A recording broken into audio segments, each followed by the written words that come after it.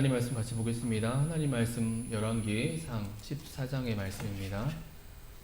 열왕기상 14장 1절부터 17절까지 말씀입니다. 구약성경 열왕기상 14장 1절부터 17절의 말씀입니다. 한 절씩 교독합니다. 제가 먼저 1절부터 읽겠습니다. 그때 여로보암의 아들 아비야가 병든지라. 여로보암이 자기 아내에게 이르되 청하건대 일어나 변장하여 사람들이 그대가 여로보암의 아내임을 알지 못하게 하고 실로로 가라. 거기 선지자 아히야가 있나니 그는 이전에 내가 이 백성의 왕이 될 것을 네게 말한 사람이니라. 그대의 손에 떡 10개와 과자와 꿀 한 병을 가지고 그에게로 가라. 그가 그대에게 이 아이가 어떻게 될지를 알게 하리라. 여로보암의 아내가 그대로 하여 일어나 실로로 가서 아히야의 집에 이르니 아히야는 나이가 많아 눈이 어두워 보지 못하더라. 여호와께서 아히야에게 이르시되 여로보암의 아내가 자기 아들이 병들었으므로 내게 물으러 오나니 너는 이러이러하게 대답하라. 그가 들어올 때에 다른 사람인 채 함이니라. 그가 문으로 들어올 때 아히야가 그 발소리를 듣고 말하되 여로보암의 아내여 들어오라. 내가 어찌하여 다른 사람인 채 하느냐. 내가 명령을 받아 흉한 일을 내게 전하리니. 가서 여로보암에게 말하라. 이스라엘의 하나님 여호와의 말씀이 내가 너를 백성 중에서 들어 내 백성 이스라엘의 주권자가 되게 하고 나라를 다윗의 집에서 찢어내려 내게 주었거늘 너는 내 종 다윗이 내 명령을 지켜 전심으로 나를 따르며 나 보기에 정직한 일만 행하였음과 같지 아니하고 내 이전 사람들보다도 더 악을 행하고 가서 너를 위하여 다른 신을 만들며 우상을 부어 만들어 나를 노엽게 하고 나를 내 등 뒤에 버렸도다. 그러므로 내가 여로보암의 집에 재앙을 내려 여로보암에게 속한 산에는 이스라엘 가운데 매인자나 노인자나 다 끊어버리되 거름더미를 쓸어버림 같이 여로보암의 집을 맑게 쓸어버릴지라. 여로보암에게 속한 자가 성읍에서 죽은즉 개가 먹고 들에서 죽은즉 공중의 새가 먹으리니 이는 여호와께서 말씀하셨음이니라 하셨나니. 너는 일어나 내 집으로 가라. 내 발이 성읍에 들어갈 때 그 아이가 죽을지라. 온 이스라엘이 그를 위하여 슬퍼하며 장사하려니와 여로보암에게 속한 자는 오직 이 아이만 묘실에 들어가리니 이는 여로보암의 집 가운데에서 그가 이스라엘 하나님 여호와를 향하여 선한 뜻을 품었음이니라. 여호와께서 이스라엘 위에 한 왕을 일으키신즉 그가 그 날에 여로보암의 집을 끊어버리리라. 언제냐 하니 곧 이제라. 여호와께서 이스라엘을 쳐서 물에서 흔들리는 갈대같이 되게 하시고 이스라엘을 그의 조상들에게 주신 이 좋은 땅에서 뽑아 그들을 강 너머로 흩으시리니 그들이 아세라상을 만들어 여호와를 진노하게 하였음이니라. 여호와께서 여로보암의 죄로 말미암아 이스라엘을 버리시리니 이는 그도 범죄하고 이스라엘로 범죄하게 하였음이니라 하니라. 같이 읽습니다. 여로보암의 아내가 일어나 기르사로 돌아가서 집 문지방에 이를 때에 그 아이가 죽은지라. 아멘. 네, 우리 함께 예배하는 가족들 그리고 또 우리 지체들 또 앞에 있는 카메라 영상 보면서 우리 인사하겠습니다. 우리 사랑합니다. 축복합니다. 인사합니다. 사랑합니다. 축복합니다. 네, 코로나가 거의 이제 위드 코로나로 정말 끝나가는 듯 하는데도 불구하고 여전히 우리는 흩어져서 또 예배할 수밖에 없네요. 네, 오늘도 우리가 흩어져 예배하지만 우리의 예배하는 자의 중심은 하나님 바라고 또 하나님의 은혜 안에 충만한 시간이 되길 소망합니다. 이 시간에도 말씀하신 하나님의 은혜가 저 여러분 가운데 우리 가운데 임하기를 원합니다. 오늘도 여로보암에 관한 말씀입니다. 우리가 말씀을 읽었는데요. 대략 요약해 보면은 오늘 본문은 이런 내용입니다. 여로보암의 아들이 병에 들었습니다. 인간이기에 병이 들 수 있죠. 물론 병에 안 걸리고 건강하기만 하면 더할 나위 없이 좋겠지만 육신을 가진 제한적인 육신을 가진 인간은 사람에게는 이 병이라는 존재는 어쩌면 육체와 함께 존재하는 자연스러운 것이라고 보는 게 더 맞을 거예요. 그래서 중요한 것은 병이라는 것에 대해서 병의 걸렸다가 아니라 중요한 것은 그 병에 대한 자세가 되어지는 것이죠. 그러니까 질병 앞에서의 인간의 모습이 어떠하냐, 이게 어쩌면 더 질병이 가지고 있는 인간에게 끼치는 영향 또는 의미가 되어질 거예요. 그런데 이렇게 병에 걸린 이 아들에 대한 이 여로보암의 자세, 그 반응이 좀 특이하죠. 선지자를 찾아갑니다. 아히야를 찾아갑니다. 이전에 자기에게 왕이 될 것을 예언했던 당시에 유력한 선지자를 찾아가 묻습니다. 이렇게 선지자를 찾아가는 것 잘한 일 같은데요. 그런데 그 구체적인 내용은 조금 이상했죠.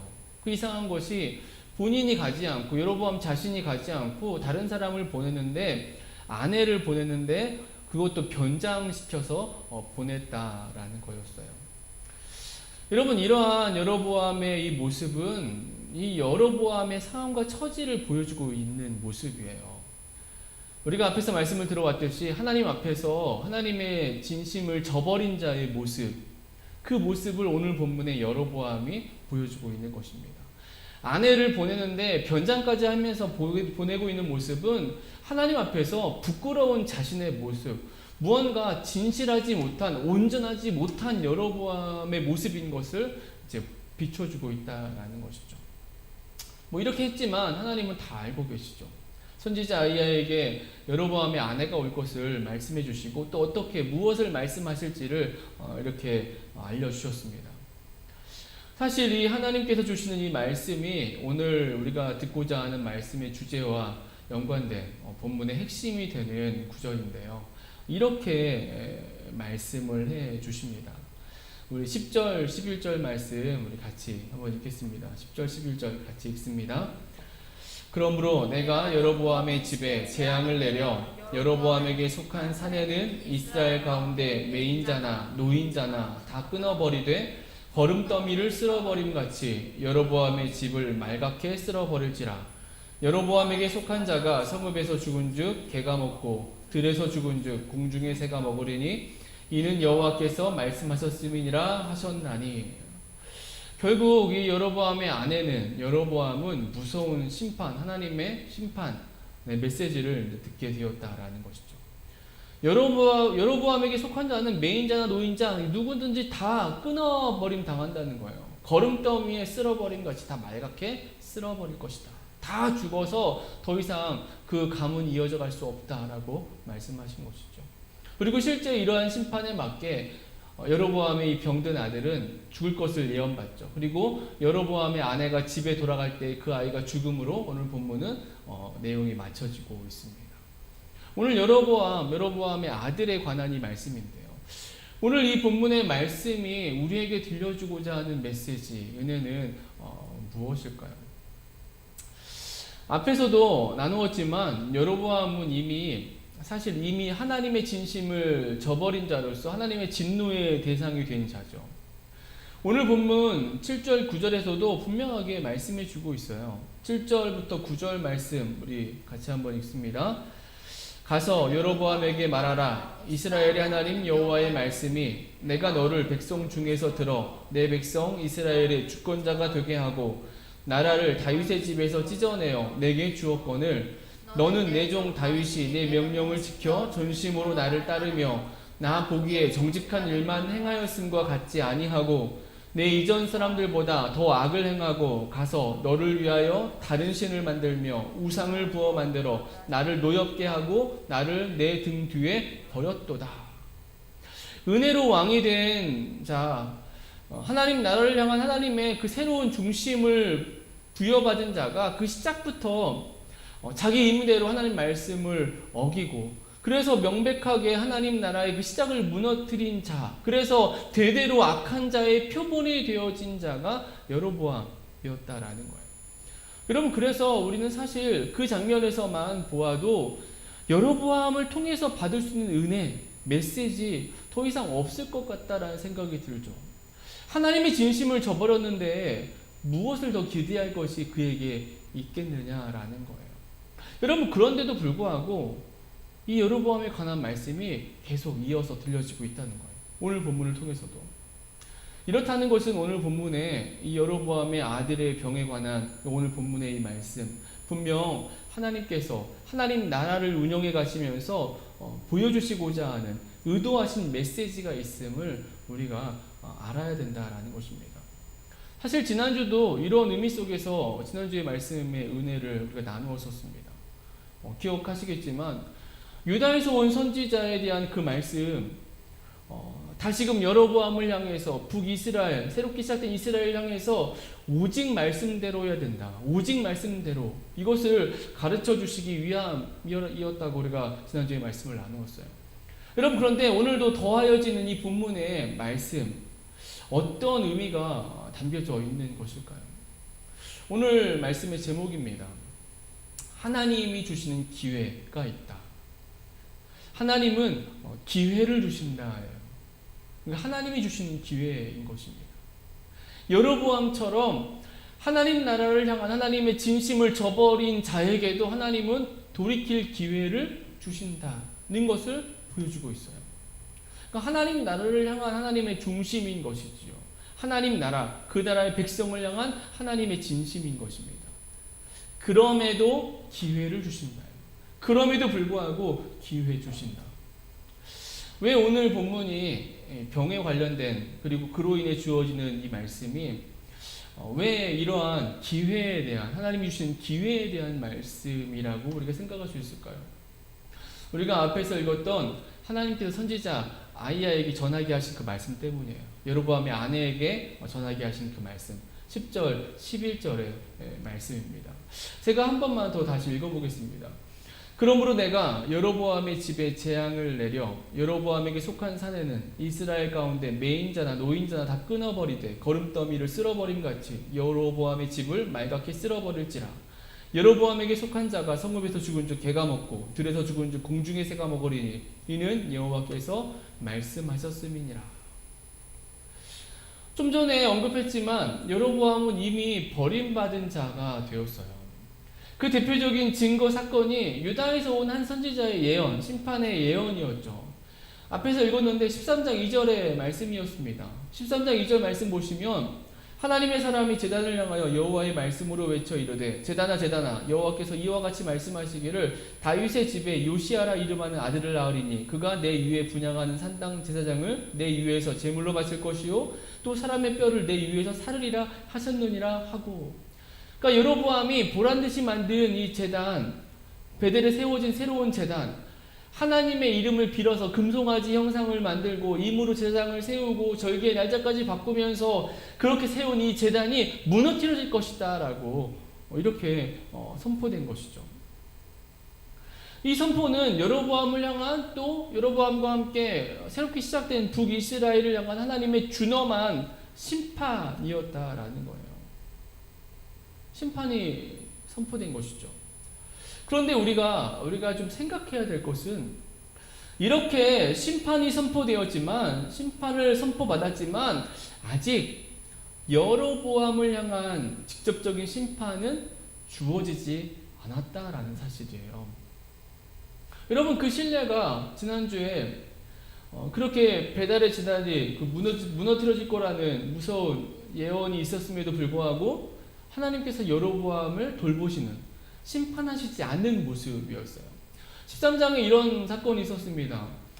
심판을 선포하니까 그 선지자를 제지하려고 여로보암이 했었죠. 하지만 그러다가 손이 굳어 말라졌다라고 성경은 말씀하고 있었어요.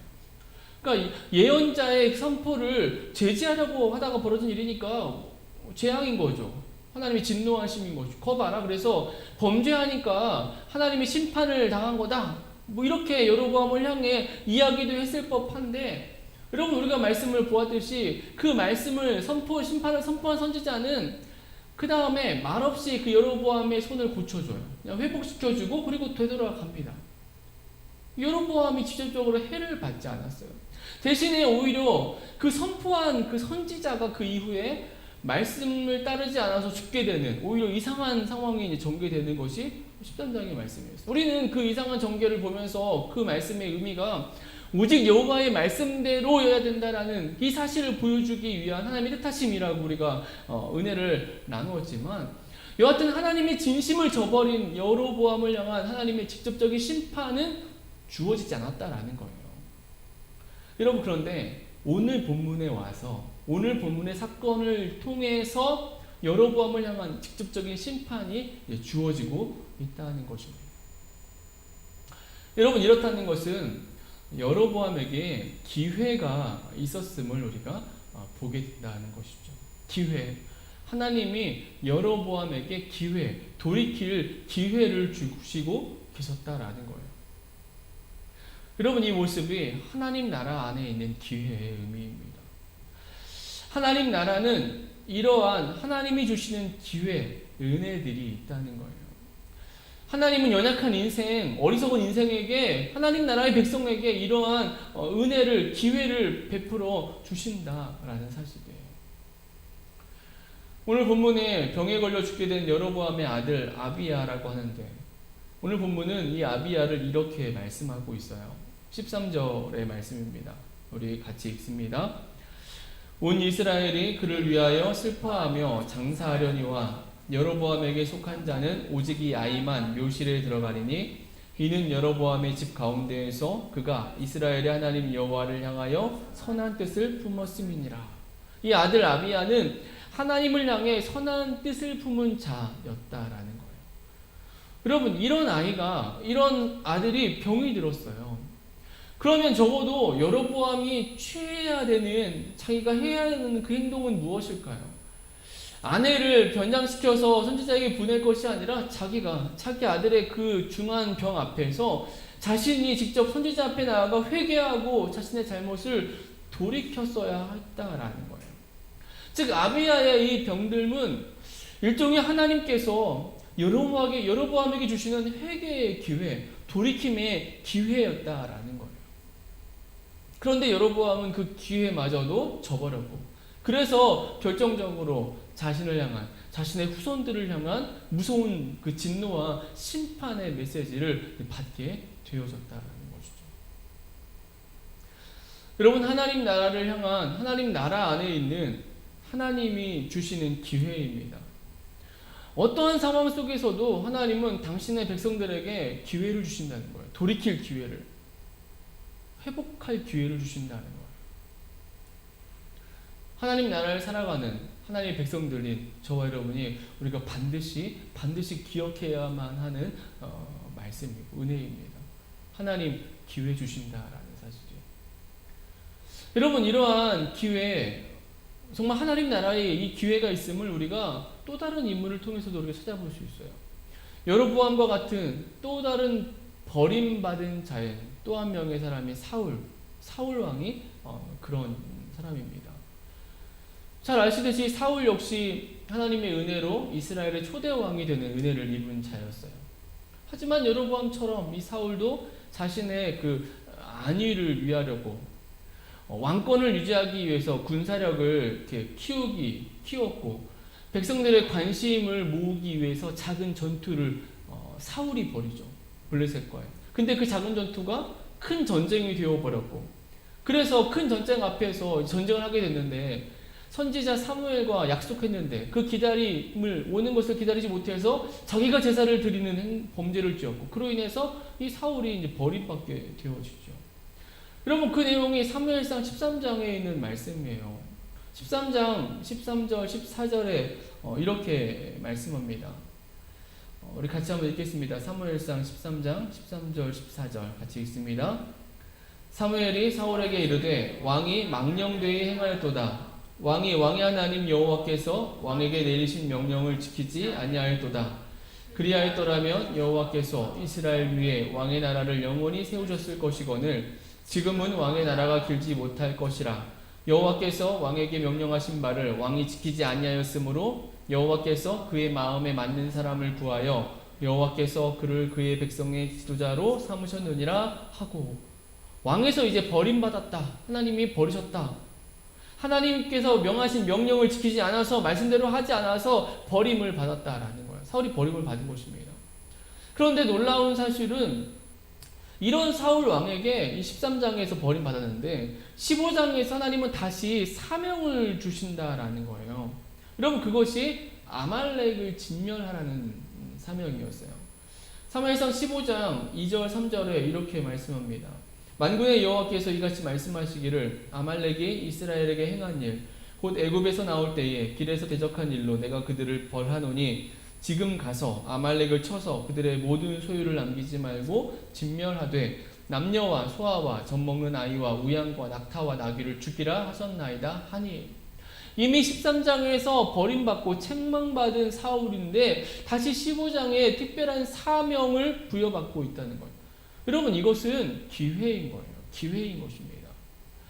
분명 13장에서 버림받은 자의 모습이기 때문에 왕권은, 왕의 자리는 사울의 자식이 아닌 다윗에게로 알고 다윗에게로 옮겨가겠지만은 이건 하나님의 뜻하심이고 일하심이니까, 결정하심이니까요. 하지만 사울 그 자신은 하나님의 은혜 안에서, 은혜 안에 있는 자로서, 하나님의 백성으로서는 다시금 회복할, 돌이킬 기회를 받았다라는 거예요. 그런데도 이제 사울은 그 기회마저도 저버리죠.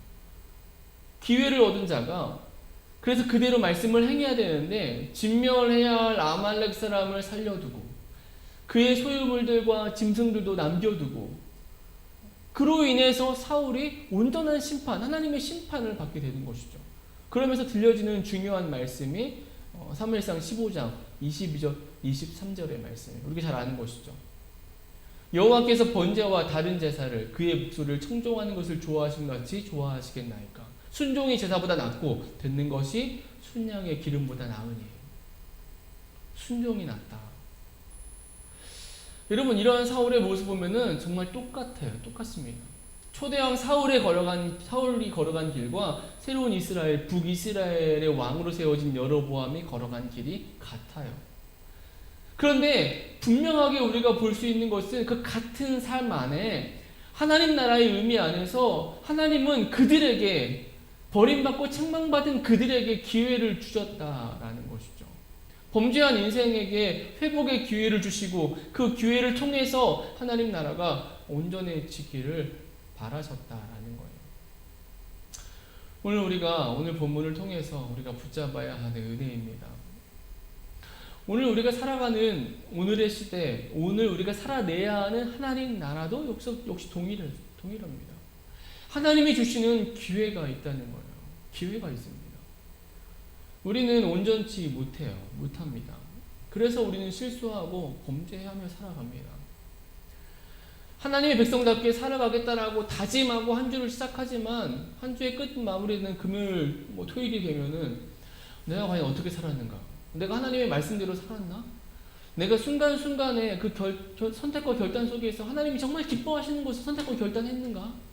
내 주변의 사람들에게 내가 내 안에 그리스도가 계신 것을 정말 드러내고 살았는가? 라고 돌아보면은 그러지 못했거든요.